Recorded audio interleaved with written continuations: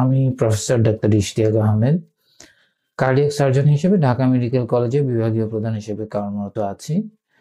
আমি আমার MBBS Dhaka medical থেকে অর্জন করি। এরপরে আমি মাস্টার্স করি এবং বিশ্বের বিভিন্ন দেশ থেকে কার্ডিয়াক সার্জারির উপরে উচ্চতর প্রশিক্ষণ গ্রহণ করি।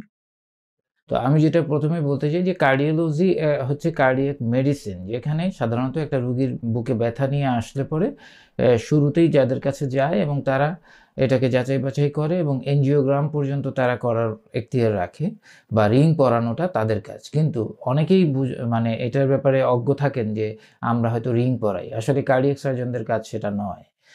কার্ডিয়াক সার্জনরা মূলত কোন কাজটা করে সেটা হচ্ছে যখন রিং পরানো যাচ্ছে না বা অন্য কিছু করা যাচ্ছে না, তখন বাইপাস অপারেশন যেটা লাগে সেইখানে আমরা কার্ডিয়াক সার্জনরা কাজটা করি।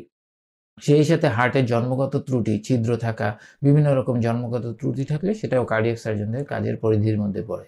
এছাড়া আরেক ধরনের সমস্যা আছে, যেটা হার্টের ভালভগুলোর সমস্যা।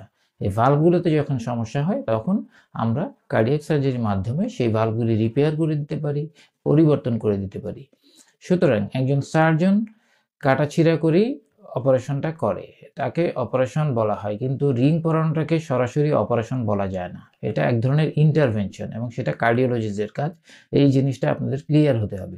কিন্তু তার অর্থ এই নয় যে একজন কার্ডিয়াক সার্জন বুকে ব্যথা হলে কি করতে হবে না করতে হবে তা না। কার্ডিয়াক মেডিসিন এবং কার্ডিয়াক সার্জারি অঙ্গাঙ্গিভাবে জড়িত। সুতরাং আপনার যদি বুকে ব্যথা হয় অথবা শ্বাসকষ্ট হয়, এই ধরনের যে কোনো উপসর্গ থাকলে আপনি হৃদরোগকে কখনো লাইটলি নিবেন না, এটাকে সিরিয়াসলি নিতে হবে এবং ডাক্তারের শরণাপন্ন হতে হবে। সেই ক্ষেত্রে উপায় হচ্ছে, আপনারা মাঝে মাঝে অনেক কনফিউশনে থাকেন আপনাদের কি করতে হবে, এটা রিং পরাতে হবে না কার্ডিয়াক সার্জারি করতে হবে। এই ধরনের যে পরিস্থিতিগুলি হয় তখন অভিজ্ঞ ওপিনিয়ন খুব দরকার, তার মতামতটা দরকার।